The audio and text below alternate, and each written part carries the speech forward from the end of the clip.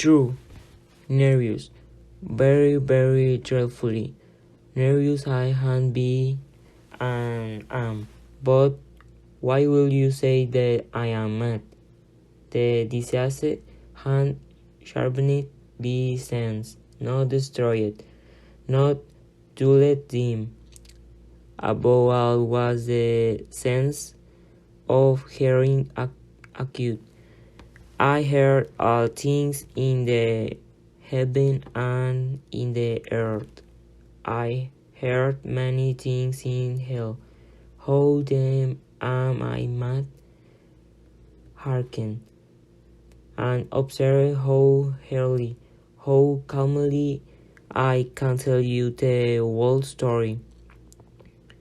It is impossible to say how first the idea entered my brain, but once conceived, I haunted me day and night. Object there was none. Passion there was none. I loved the old man. He had never wronged me. He had never given me insult. For this gold I had no desire. I think it was his eye. Yes, it was this. He had the eye of a vulture, a pale blue eye, with a film over it. Whenever it fell upon me, my blood ran cold. And so be the grace very rarely. I made up my mind to take the life of the old man, and to rid myself of the forever. Now this is the point. You fancy me mad. Madmen know nothing, but you should have seen me. You should have seen how we sail. I proceed.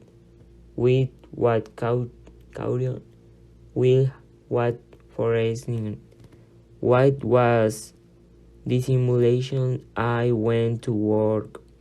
I was never kinder to the old man, and during the whole week before I killed him, and every night about midnight I turned the latch of his door and opened it. Also Henley and them, when I had made an opening sufficient for my hand, I put in dark lantern all closet that on night shone out, and then I thrust in my hand. Oh, you would have longed to see how cunningly I thrust it in. I moved it slowly, very, very slowly, so that I might not disturb the old man's sleep. It took me an hour to place my whole hand with the openings so far that I could see him as he lay upon his bed. Ha! How a madman had been so wise as this. And then, when my hand was well in the room, I unit the lantern cautiously. Oh, so cautiously, for the thing's great. I unit it used so much that a single thing right filled up the voluntary aid.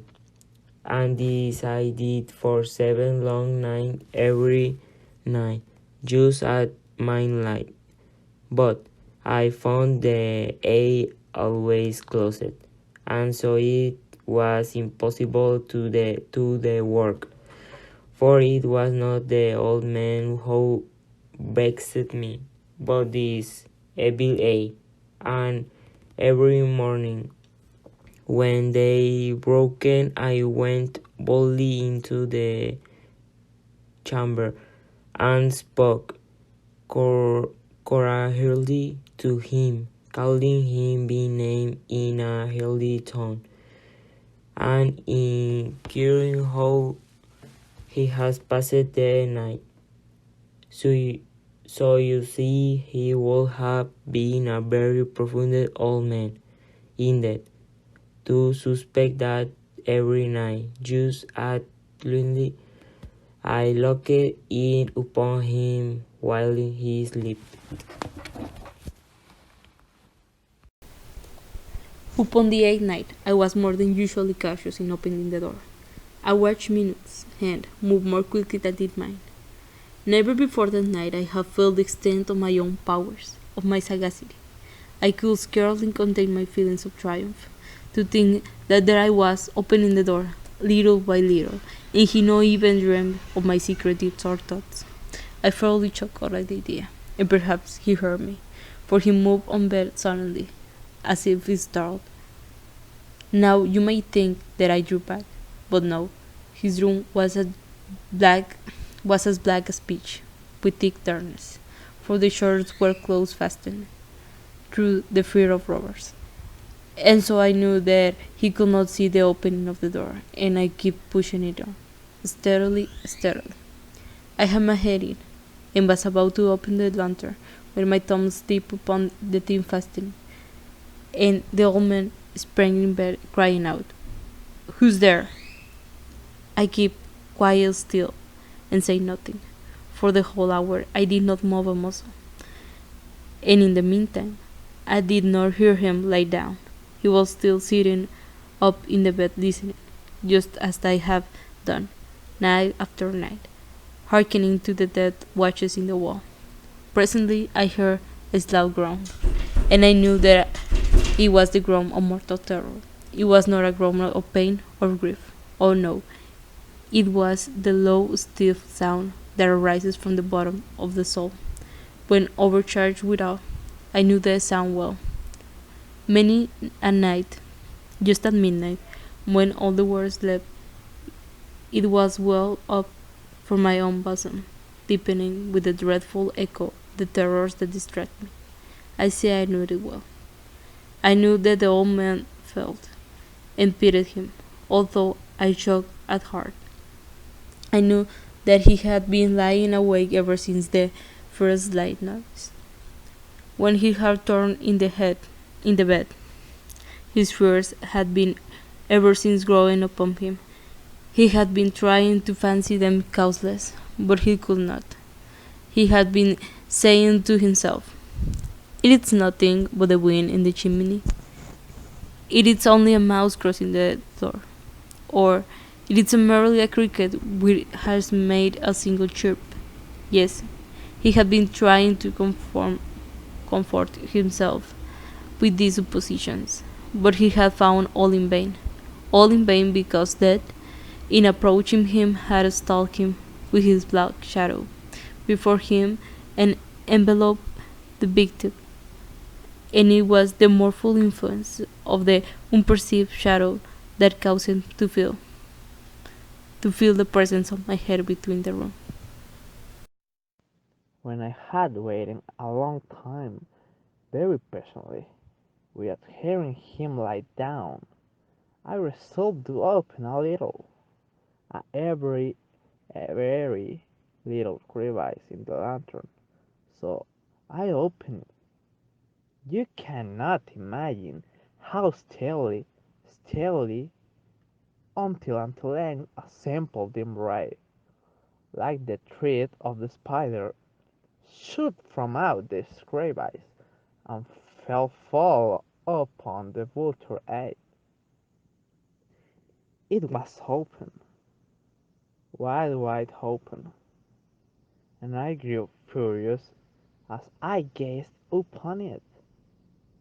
I saw it with a perfect distinctness, a dull blue, with a hideous veil over it that chilled the very marrow in my bones, but I could see nothing else of the old man's face or the person, for I had directed the raid as if by instinct presently upon the damaged spot. And have I not told you that what you mistake for madness is but over narcosis of the sense?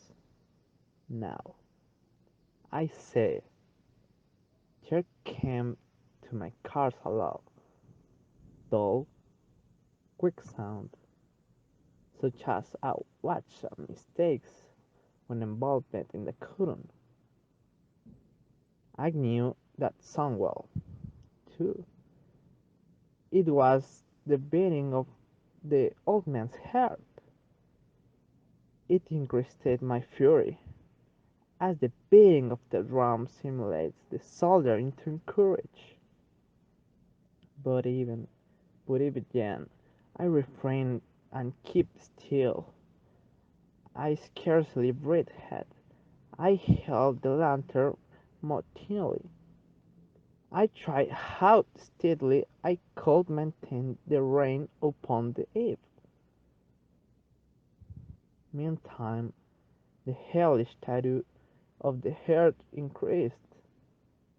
It grew quicker and quicker, and louder every instant.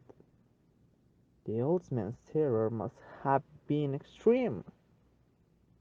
It grew louder, I say louder every moment. Do you mark me well? I have told you that I am nervous, so I am. And now at the dead horror of the night, amid the dreadful silence of that old house, so strange a noise as this excited me to uncontrollable terror. Yet, for some minutes longer, I refrained and stood still, but the beating grew louder and louder. I thought the heart must burst. And now a new and instinct said to me, this sound would be heard by the neighbor. The old man's heart had come with a loud yell. I threw open the lantern and leaped it into the room. He struck. He struck once only. In an instant I dragged him to the floor and pulled the heavy bed over him. Then I smiled gaily to find it so far down, but for many minutes the heart beat on with a muffled sound. This, however, did not vex me. It would not be heard struck well. At length encased, the old man was dead. I removed the bed and examined the corpse. Yes, he was stone dead. I placed my hand upon the heart and held in terror many minutes. There was no sensation. He was stone dead. His eve would trouble me no more. If still you think me mad, you will think so no longer when I describe the wise precaution I took for the concealment of the body. The night waned, and I worked hastily, but in silence. First of all, I dismembered the corpse. I cut off the head and the arms and the legs. I then took off 3 planks from the flooring of the chamber, and deposited all between the scattling. I then replaced the borders so cleverly, so cunningly, that no human eye, not even his, could have detected anything wrong. There was nothing to wash out, no stain of any kid, no blood spot whatever. I had been too wary for that. A tomb had caught all. Ha ha. When I had made an end of these labors, I was 4 o'clock, still dark as midnight. As the bell sounded the hour, there came a knocking at the street door. I went down to open it with a light heart. For what had I now to fear? There entered 3 men who introduced themselves with perfect suavity as officers of the police. A shriek had been heard by a neighbor during the night. Supposition of foul play had been aroused. Information had been lodged at the police office, and they, the officers, had been deputed to search the premises. I smiled, for what had I to fear? I bade the gentleman welcome. The shriek, I said, was my own in a dream. The old man I mentioned was absent in the country. I took my visitors all over the house. I bade them search well. I led them at length to his chamber. I showed them his treasure undestroyable. In the enthusiasm of my confidence, I brought chairs into the room. I desired them here to rest from their fatigues, while I myself, in the wild audacity of my perfect triumph, placed my own seat on, up on the very spot beneath which reposed the corpse of the victim. The officers were satisfied. My manner had convinced them. I was singularly at ease. They said I'd while answered cheerily, they chatted of familiar things. But ere long I felt myself getting pale, and I wished them gone. My head itched, and I fastened a ringing in my ears. But still they sat, and still chid. The ringing became more distinct, and continued and became more distinct. I talked more freely to get rid of the feelings, but it continued and gaining definiteness until I left. I found that the noise was not within my ears. No doubt I now grew very pale, but I talked more fluently and with hiding voice, and yet the sound increased. And what could I do? It was a low, dull, quick sound, much such a sound as make the watch when enveloped in cotton. I gasped for a breath, and yet the officer heard it not. I talked more quickly and more vehemently, but the noise steadily increased, and arose and I argued about the trifles and other things, but the noise steadily increased. Why will they not be gone?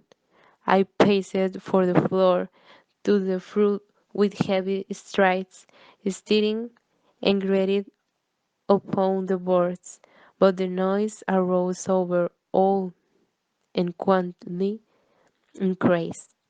I grew louder, louder. The officers were satisfied. My manner had convinced them. I was singularly at ease. They said I'd while answered cheerily, they chatted of familiar things. But ere long I felt myself getting pale, and I wished them gone. My head itched, and I fastened a ringing in my ears. But still they sat, and still chid. The ringing became more distinct, and continued and became more distinct. I talked more freely to get rid of the feelings, but it continued and gaining definiteness until I left. I found that the noise was not within my ears. No doubt I now grew very pale, but I talked more fluently and with hiding voice, and yet the sound increased. And what could I do? Much such a sound as make the watch when enveloped in cotton. I gasped for a breath, and yet the officer heard it not. I tackled more quickly and more vehemently, but the noise steadily increased, and arose and I argued about the trifles and other things, but the noise steadily increased. Why will they not be gone? I paced for the floor to the fruit with heavy strides, staring and grated upon the boards, but the noise arose over all and quantity increased. I grew louder, louder, louder, and still the man chirped pleasantly, and smiled. Was it better than agony? Anything was more terrible than this derision.